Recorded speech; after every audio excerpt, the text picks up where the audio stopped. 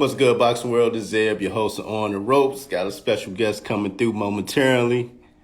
I want to thank everyone who getting those notifications right now. Should be getting them right now, and thank everyone for tuning in.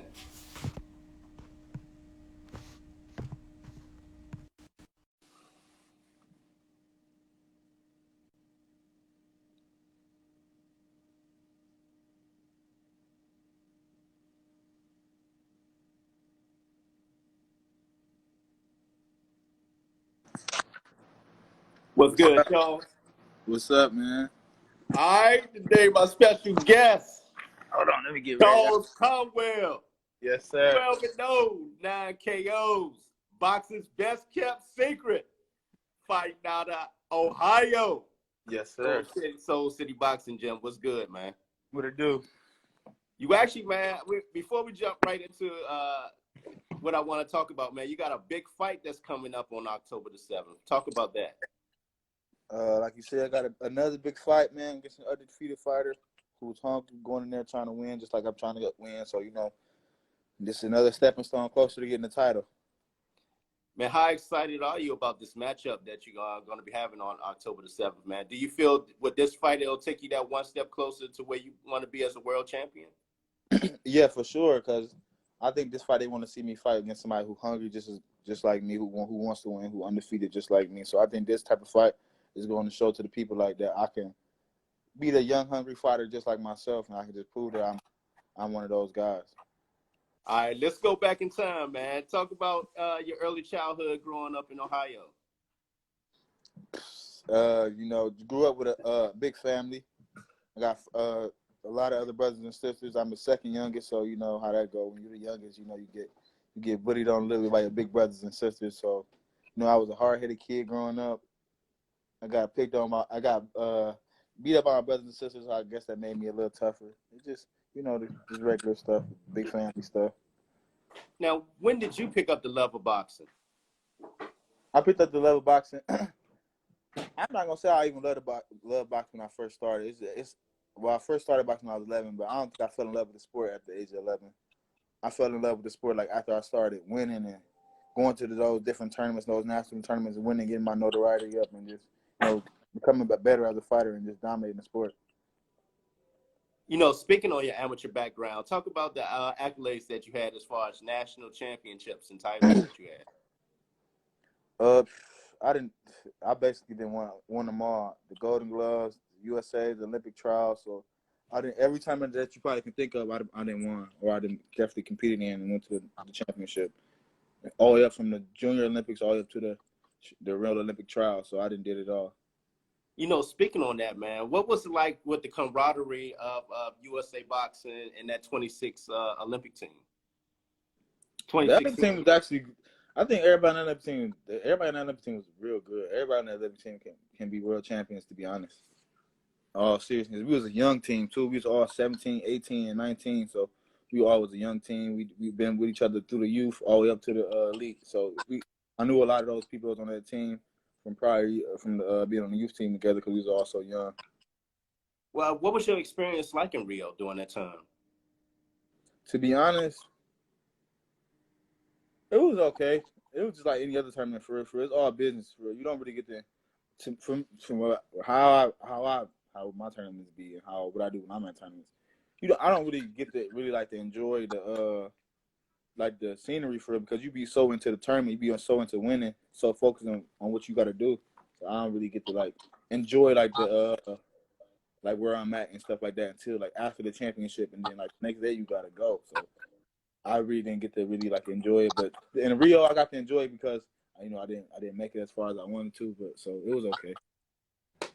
Speaking on that, I spoke with a lot of young fighters. A lot of young fighters go either going pro early, and a lot are saying that they don't want to go the Olympic route because of the politics. What is your thought process behind that for a young kid that's making that life decision during that time? Even if you don't go to the Olympics, I think it's still good to get some elite level experience, fighting older people instead of just going all the way in when you turn pro when you're 16. I feel like it's always good to go in and fight some elite fights, fight 18-year-old, 19-year-old, 25-year-old, and stuff like that, just to get the experience of fighting an older person, because it's a real big difference from fighting a 16-year-old than it is fighting a 25-year-old. You know, they got more will, they stronger, they're faster, they think more. You know, it's just harder to break. It's harder to break a man than it is to break a kid. So I feel like if you can handle fighting elite and do good in elite, you can always go professional anytime. You know, speaking on that, do you feel when a young fighter takes that road, it's a lot more easier to adapt once to become a pro than to just go straight from the amateurs to the pros without getting that elite level competition that you're talking about with older fighters? Yeah, I definitely think it'd definitely be easier for them to adapt because they've been there with older people before. They've been there with experienced people before. They ain't just in there with kids, 17-year-olds. Even though them kids might be good and all, but it's just like a different ball game fighting a grown man than it is fighting a 16-year-old. And just to get that experience before you go pro, I think it'll definitely give you a little bit more of an edge than the kid who didn't go that route. Now, what is it like, man, to be a fighter at a Soul City boxing gym? Man, it's a family thing, you know. It's like a hard working, just a family knit, close knit thing. Everybody can't take what Soul City bring. You know, it is not meant for every fighter. So the select few that we got and that we take in, those people are the ones that's meant to be here, and those people that's here working hard, and it's showing not only in the training but in the fights, and it's gonna keep showing because how hard we working with the work we put in. What do you think the gym means to the community and the young kids that are involved with Soul City Boxing Gym as far as keeping them off the streets and things of that nature? Yeah, I think it's a real good thing because not only they teach you how to box, but they teach you how to like become a man or a woman. They teach you life skills as well. This stuff that they teach you in boxing don't only apply in boxing; it apply in life. So I think that gives it the gym a little extra, little different from any other boxing gym. It teaches you more than just about boxing. It teaches you about life and different life experiences and just just being a man or growing up and just being responsible and just taking responsibility and stuff like that. So yeah. You know, speaking on that, what's one of the biggest things that you've learned from Coach Jones in life and in boxing? Like I said, just growing up, taking responsibility and being a man is more than just about boxing. Like he just teach me stuff about just like I said, how to be a man. I have a father in my life, but it's good to hear from different people too as well. So just teach me different stuff, how to be a man, just going through different situations that you probably wouldn't go through back at home. Just just how to stand up on your own 2 feet. What's one of your most memorable experiences dealing with the sport of boxing? One of my most memorable experiences is probably winning Olympic trials. That was like probably one of the biggest moments of my amateur career right there. That was like one of the biggest moments of my life, to be honest. Not even just my amateur career, pro career as well. So probably winning that, being so young and just fighting through so much adversity of being so young, coming straight from the youth and coming straight to the elite and winning the Olympic trial. That's a big thing for any 17-year-old to do. So that was like probably one of the biggest things I had to accomplish is being amateur and just my career so far. Like we stated earlier, we talked about you having a big fight coming up on October the 7th. Mm-hmm. What is your thought process as you look over the landscape of the 154 division right now, as you move closer and closer to becoming a world champion in that division? I'm just analyzing and just seeing what these guys doing and just imagining myself what I like how I would play it out in those different fights. I'm just like you said, just looking at it and just knowing myself and just knowing my team and how we would fight these guys and just how we would once you see like something you can just take. I just know I can just take advantage of certain situations that these guys be in that don't take advantage of situations. So I'm just like that type of person. Just watching the landscape and just seeing how certain guys fight and just me imagining myself in there and just stuff like that. I know fighters don't like looking ahead, so I hate even asking this question, but I'm gonna ask the question though. Mm-hmm. After this fight, man, who do you have your eye on, or do you not even think ahead just beyond this fight? A little bit of both. I just want to keep just fighting better competition. It's not no specific person I want to fight.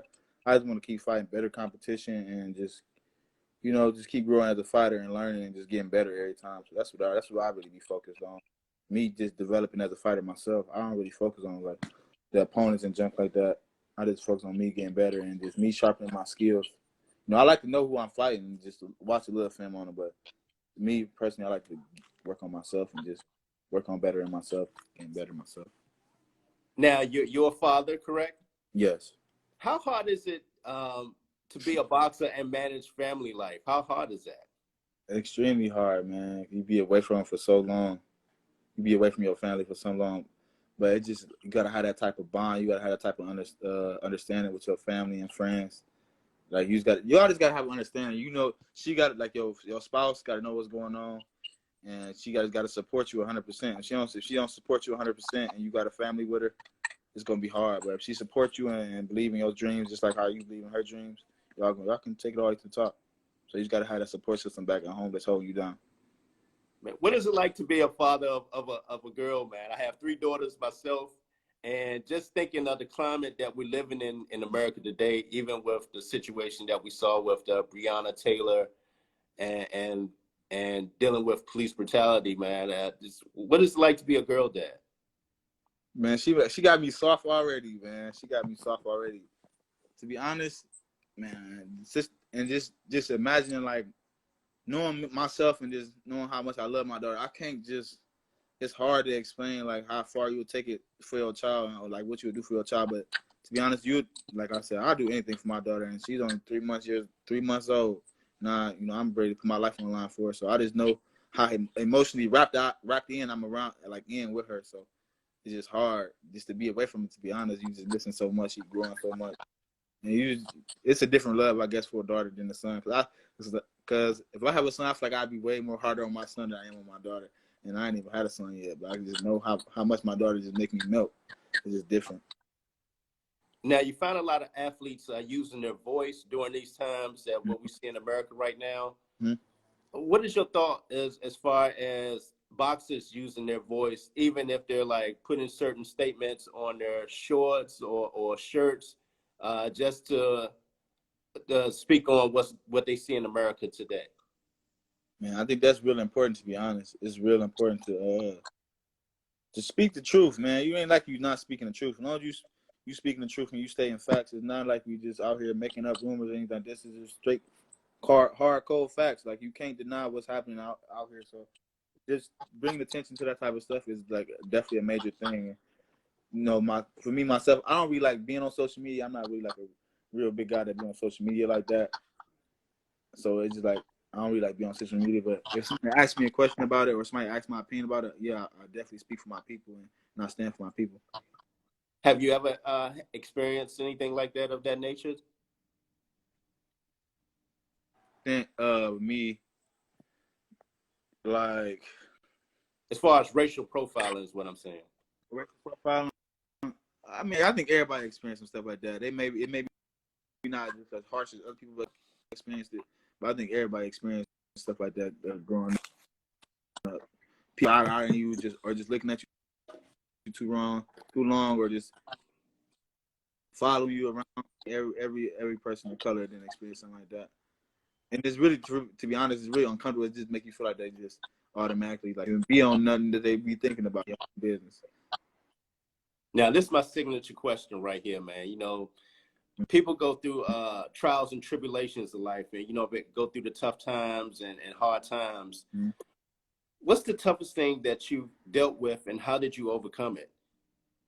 Just to let the next person know that they can go through trials and tribulations of life and tough times or tough situations, and can see what you've been through in order to overcome it.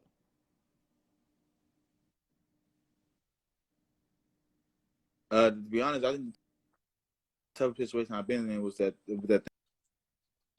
thing with my fight not that long ago. That was probably like the toughest. It was just I don't know. It was just a hard thing. You just gotta just have around a support system and some that you can just somewhere you can just go, not like probably somewhere you can just go probably like mentally in your own space and just motivate yourself and just stay around positive people, man. And just being around positive energy and positive people makes you feel better, and it just how you a good support team, stay around positive people, have power around you, and I think you can make it out anywhere. Speaking on that, since you brought that up, what was that important to do the open letter to his family? Meant for this to happen to you. All I ever wanted to do was win. If I could take it all back, I would, but no one deserves for this to happen to them. I replayed the fight over and over in It was really important because it was just went heavy on my heart, and I couldn't reach out to him, nor to reach out to none of his family or nothing like that, and it was heavy on my heart. And it's just like once I let that go, it made me feel like 1,000 times better. To be honest, it was heavy, and I couldn't express myself, and I really didn't want to talk to nobody, so I just wrote a letter. I just felt the best way for me to express myself. At any point in time, did you feel that you had to talk to someone professionally about that, or just you kept it within the family?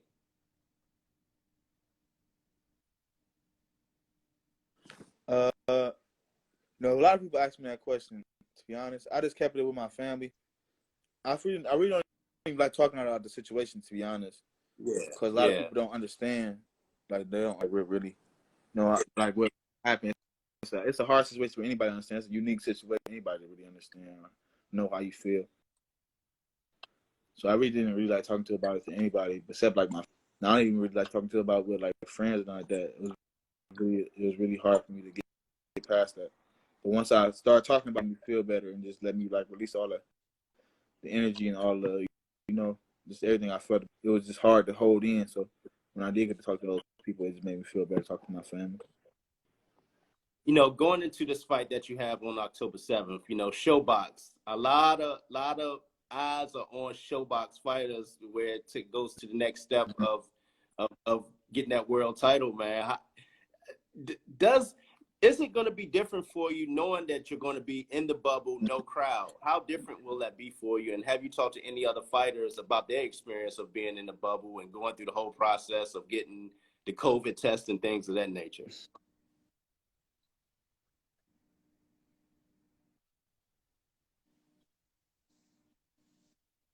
I think you're going out. No, I have nobody, man, but I really can't. I don't really know how it's gonna play out. I think it's gonna be like I can say it's gonna be like a sparring match, but it's not a sparring match. It's a real fight, so I can't really say it's even like a sparring match. It's a real fight. It's just a lot of years in the ring. Oh, I hope I ain't lost him. Hello? Can you hear me, Charles? Hello? Yeah, can you hear me? Yeah, can you hear me? Yeah, now I can hear you. It's kind of going in and out, but I can hear you. Yeah, you were going in and out a little bit. Could you repeat what you just last said? Yeah, but like did you hear me? You're going in and out a little bit. I don't want to say it's gonna be like a sparring match because it's a real. Uh-huh. Oh, I hope I ain't losing. Thanks, Yeah, man. Talk about. Can you hear me?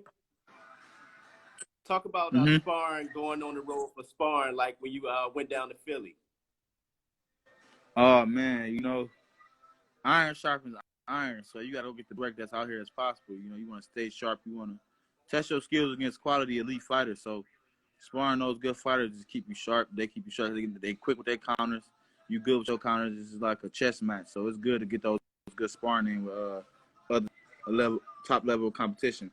So we always try to go around sparring, going to Philly, New York. Always get that work with different fighters. What you think about Boots' performance on Saturday night? Hey, no, it's like he hit that dude with that uppercut every time. Cause I was just talking about like, dang, this dude this dude tough. And then as soon as I said that, the up dropped him. I'm like, oh yeah, he got him now. It's over with.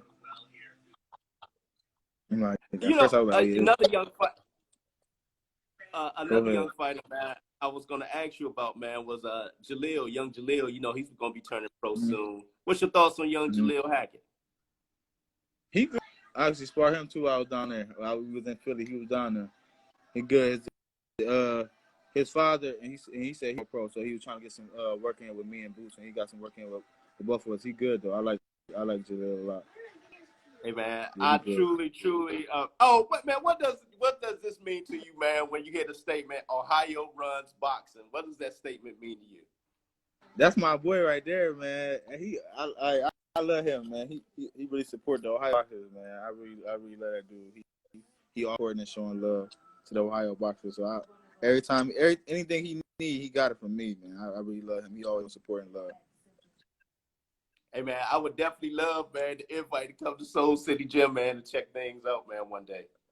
Oh yeah, for sure, man. You got to come down here, man. Get meet all our young amateurs and other professional fighters, man. You can meet my brother. You can meet Heyman. You can meet all of them. They all down here. So you got to come down here. Hopefully soon you can come down here whenever you're free. Oh, definitely, man. Because I cover the young amateurs in my area also as well here in the DMV area in Baltimore. So I definitely would love to come up that way, man. Because Ohio, man, got some talent, man. Yeah, we coming up, man. We coming up. We got a lot of good talent in Ohio. So we getting back on the map. We about to have some world champions come join soon again. Hey, man, I truly appreciate your time coming on, man, just to share your story and on to come up and becoming a world champion. Oh yeah, for sure. Anytime, man. I appreciate you reaching out and getting with me. And much respect, man. And good luck on October the 7th. Oh yeah, no doubt. Thank you. I appreciate it. All right, take care. All right, you too. All right, there you have it. Charles Conwell, boxing's best kept secret, man. He's a monster in the ring, man, and gonna do big things. I want to thank everyone tuning in. I see Jalil, I see Boots over here, and man, thank y'all for tuning in. Thank everyone who tuned in. Continue to support the brand as I bring you the best young talent in the sport of boxing. On the ropes, I'm out.